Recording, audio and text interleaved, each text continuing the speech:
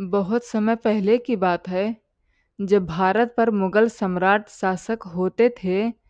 उस समय सबसे शक्तिशाली सम्राट शाहजहां हुआ करते थे। शाहजहां को कला, सुंदरता और वास्तुकला का बहुत बहुत शौक था। उन्होंने बहुत सारे भव्य महल और इमारतें बनवाई, जिनमें सबसे प्रसिद्ध था ताजमहल। लेकिन शाहजहां ने अपनी राजधानी को और मजबूत, सुरक्षित और भव्य बनाने की सोच की। शाहजहां ने अपने साम्राज्य की सुरक्षा के लिए और अपने साम्राज्य की शक्ति का प्रदर्शन करने के लिए एक भव्य किला बनवाने का निर्णय लिया।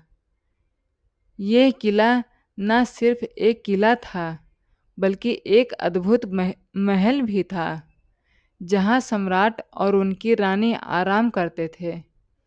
साथ ही यह किला पूरी दुनिया को यह दिखाने के लिए था कि मुगल साम्राज्य कितना शक्तिशाली और समृद्ध था। लाल किले का निर्माण 1638 ईस्वी में शुरू हुआ और लगभग 1658 ईस्वी में पूरा हुआ। ये दिल्ली के पुराने हिस्से में स्थित है। लाल किले की खासियत ये किला की पूरी तरह से लाल बलुआ पत्थर से बना हुआ है। इसमें बड़ी दीवारें, महल, दरवाजे और बाग बगीचे हैं।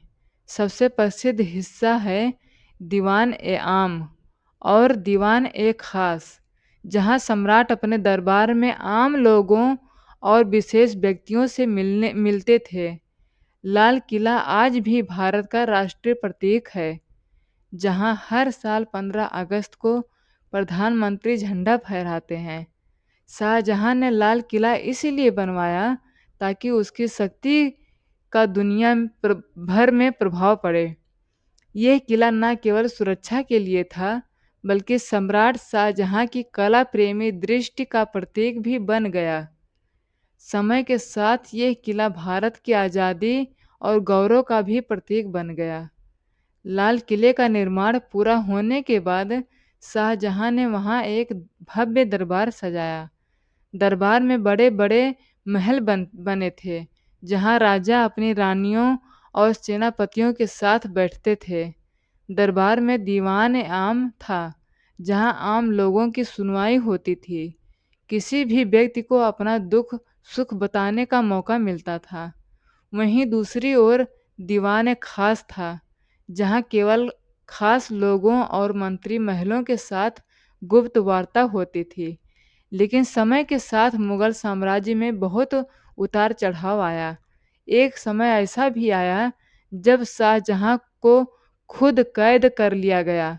उसके बेटे और दरबारियों ने उसे लाल किले में बंदी बना दिया। वह वहीं दिन रात सोचता रहा कि उसकी बनाई यह शानदार इमारत कितनी बड़ी थी। लेकिन अतः उसे उसी किले में बंदी बनाकर रखा गया। लाल किला न केवल शक्ति और समृद्धि का प्रतीक बना, बल्कि एक समय बाद ये दुख और तन्हाई का भी प्रतीक बन गया।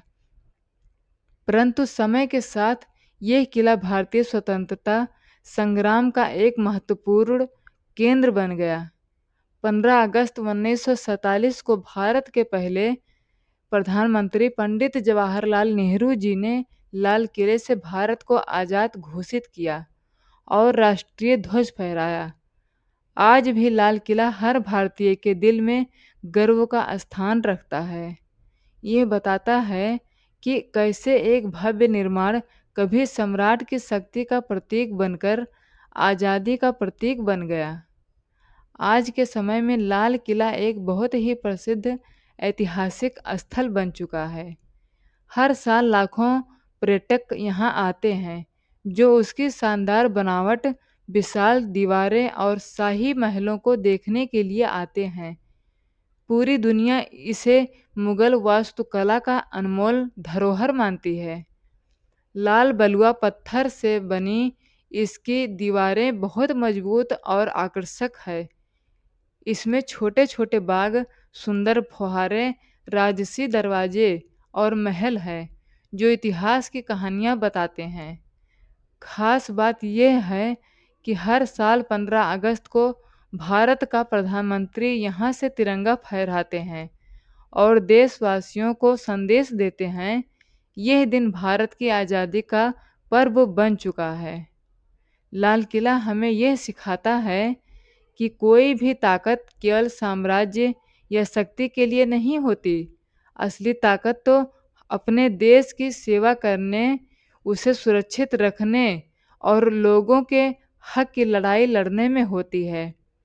शाहजहां ने यह किला बनवाया था अपनी शक्ति दिखाने के लिए, लेकिन आज ये भारत के स्वतंत्रता संग्राम का प्रतीक बन चुका है। इसीलिए जब भी आप लाल किले को देखें तो इसे सिर्फ एक पुरानी इमारत मत समझिए। ये भारतीय इतिहास की शान और संघर्ष का प्रतीक है। जय हिंद।